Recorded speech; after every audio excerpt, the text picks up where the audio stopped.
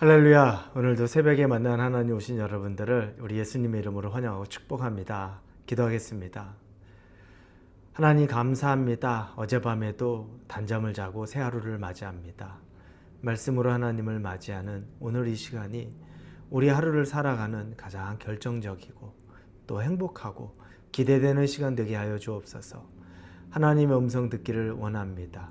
말씀하여 주시옵소서. 예수님의 이름으로 기도합니다. 아멘. 우리에게 주시는 하나님의 말씀은 출애굽기 2장입니다. 23절에서 25절까지의 말씀을 같이 나누겠습니다.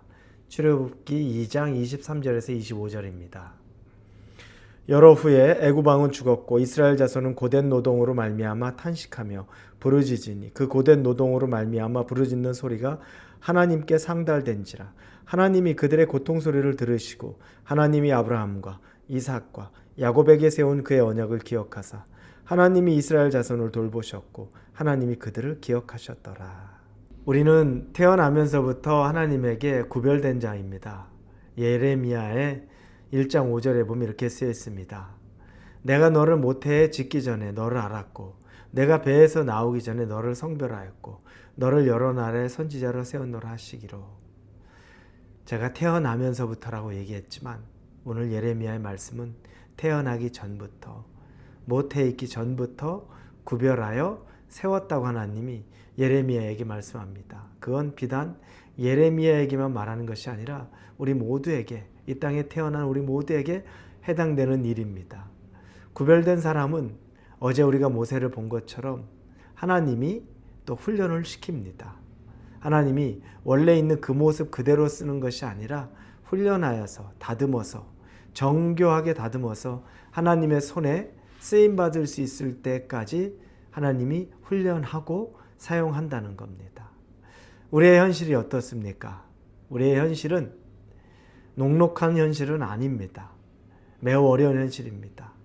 이 애굽 사람들에게도 현실은 매우 어려운 현실입니다. 이 모세가 태어나고 훈련을 받는 일을 이야기하다 갑자기 23절에서 25절에 보니까 애굽에서 노예로 살던 그들의 삶의 괴로움에 대한 그 목소리가 하나님에게 들린 내용이 나오기 시작하는 겁니다. 그들은 하나님에게 부르짖었죠. 못 살겠습니다. 너무나 힘듭니다. 괴롭습니다. 죽을 것 같습니다. 이렇게 부르짖었습니다.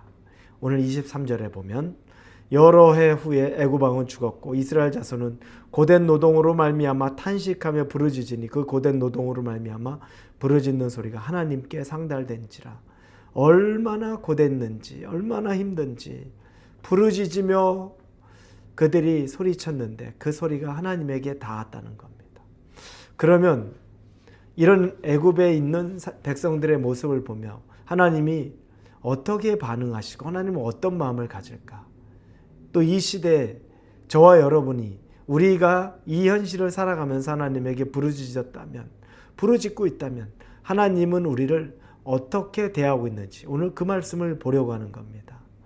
23절에 처음에 보면 24절에 보면 하나님은 그들의 고통, 신음소리를 듣는 분이라는 겁니다.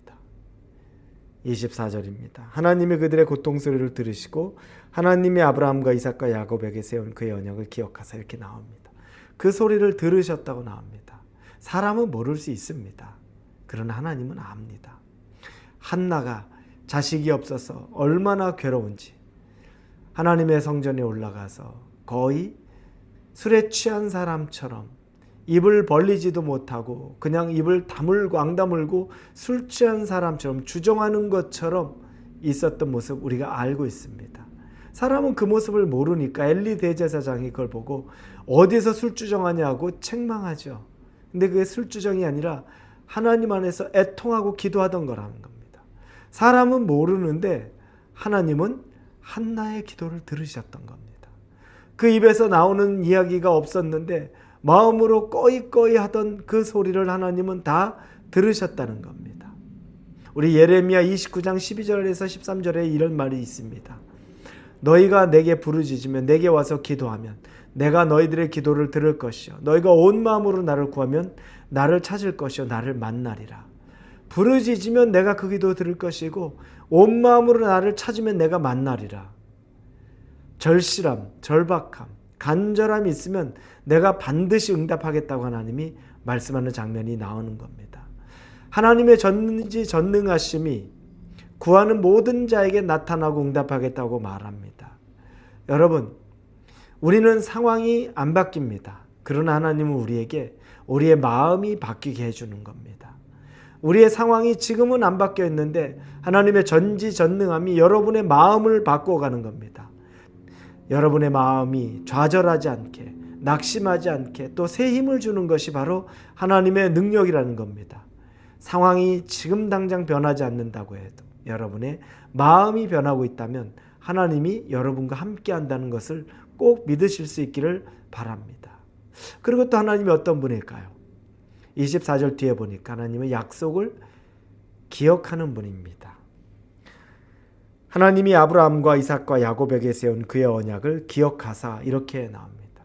오랜 시간이 지나도 약속이 이루어지지 않는 것 때문에 낙심하고 있죠.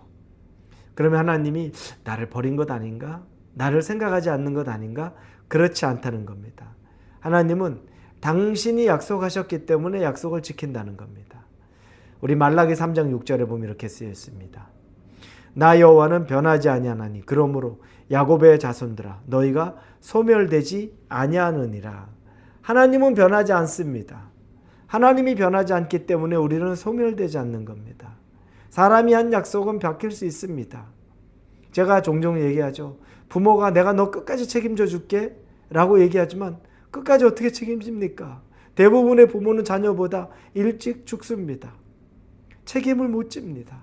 마음은 책임지고 싶은 마음이 굴뚝 같지만 그렇게 할 수가 없습니다. 그러나 하나님은 하실 수 있는 분이라는 겁니다. 책임질 수 있는 분이라는 겁니다.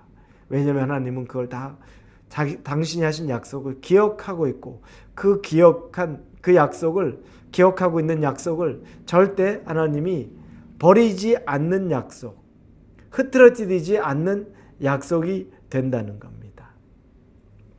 세 번째, 하나님은 자녀를 잊지 않으시는 분이라는 겁니다. 하나님은 자기의 자녀를 잊지 않습니다. 이사야 49장 14절부터 17절에 보면 이렇게 쓰여 있습니다. 오직 시온이 이르기를 여호와께서 나를 버리시며 주께서 나를 잊으셨다 하였거니와 여인이 어찌 그 젖먹는 자식을 잊겠으며 자기 태에서 난 아들을 긍휼히 여기지 않겠느냐. 그들은 혹시 잊을지라도 나는 너를 잊지 아니할 것이라. 내가 너를 내 손바닥에 새겼고 너의 성벽이 항상 내 앞에 있나니 내 자녀들은 빨리 걸으며 너를 헐며 너를 황폐하게 하던 자는 너를 떠나가리라. 그들이 너를 잊을지라도 나는 너를 잊지 않을 것이고 내가 너를 내 손바닥에 새겼다라고 말합니다.